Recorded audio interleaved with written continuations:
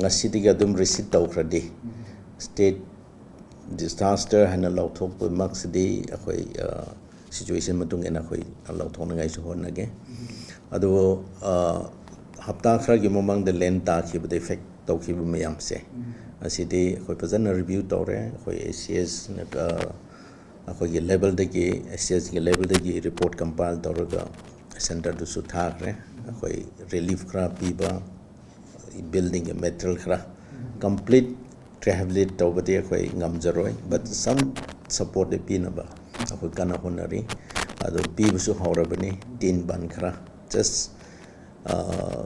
yum sabasu ngamdraba imung miyam bode fajana identify tawra akhoi ngasi phawbadi 35 crore gi tin lawbagi hojik laira aduga 35,000 bundles sidi thungaga distribute tawja haurabani 50,000 bundles ordered tawbani aduna kona derde amukasu tawki kini adu just immediate relief ke tamakta ase ngasi pawda siam sari te akhoi akanba action da law na ngai de akhoi decision lei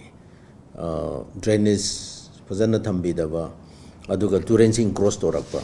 side akhoi serious action law gani natra de akhoi mayam madam wagani government bu blame pibana arrive ni